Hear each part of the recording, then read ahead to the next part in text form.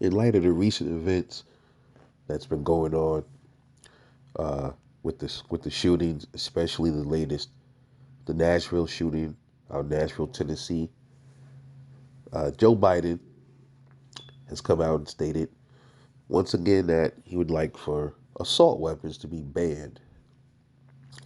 And the people that support this stuff, they're on Twitter, Instagram, typing all kind of craziness. Pretty much saying they wish that Joe Biden would go door to door to everybody's houses in America and confiscate their weapons. Now, they're saying all of this because of a violent act that was committed by an evil piece of shit, Audrey Hale.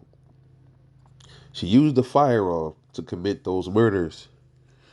She used violence. So the thing is, when people call for gun confiscation, not just turning in your guns, when they call for confiscation, like physical confiscation by force, like for the police and the military to go door by door. What they don't understand that there's themselves, they're so emotional. They don't even realize what they're saying.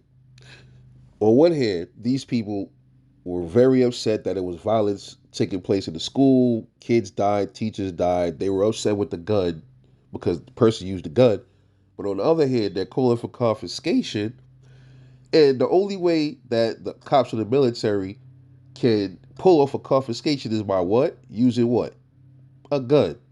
And by using what? Violence. Because most people are not going to go for that. Most people are not going to just let a cop or a troop come into their house and take their weapons or whatever. As some people will lay down and will comply and will give up their weapons, but a whole ton of people ain't going for that.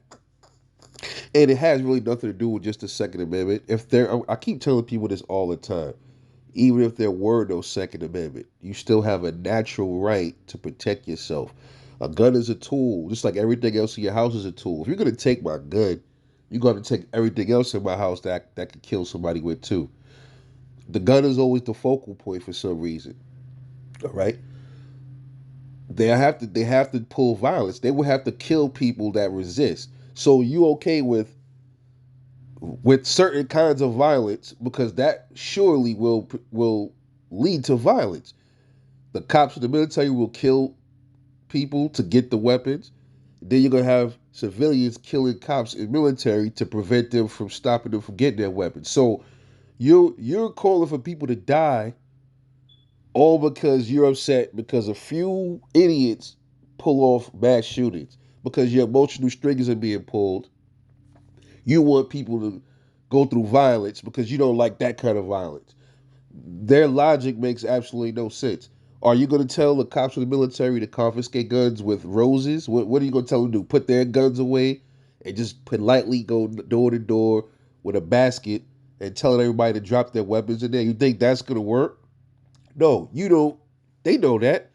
They know that the cops of the military are going to use weapons by force, and people will die, including maybe innocent kids might die in crossfires, elderly people, women. Lots of people are going to die, both sides. So what they're calling for is violence. They're calling for pretty much like a civil war almost, because that's exactly what would happen if they decided to do something like that. First of all, that's a fantasy. That's never going to happen. They don't have the manpower to do that. Most military dudes are not on it like that. For which I wouldn't say none of them, because you're going to have rogue troops in every military. You're going to have militaries that are really patriotic that will never follow those kind of rules. But then you're going to always have that element that will do it. And those are the ones that are the scumbags. And those are the ones that will suffer a bad fate if they even tried something like that. So that's why when these sickos call for physical gun confiscation, they never, like when you ask them, okay, you want them to come take our weapons, but how are they going to accomplish that? Are they going to do it politely? Are they going to, come to our door and say, hey, how you doing, sir? Oh, this is the U.S. Military. We'd like you to just drop your gun inside this box here. we didn't come for no trouble. Can you just drop your guns? No, that's not how they coming. They coming fully strapped up, fully automatic weapons, select fire, pistols. The same guns you guys don't like. They're gonna come to us with those same guns and try to take our weapons. So that's okay. That's okay. So you pretty much are calling for like uh nationwide mass shootings, if you really think about it, because a lot of the cops and military are going to be shooting civilians trying to get those guns. They'll have a shoot to kill order if anybody doesn't comply. And even if they didn't have a shoot to kill order, they would have a arrest order. And a lot of people are going to die getting arrested.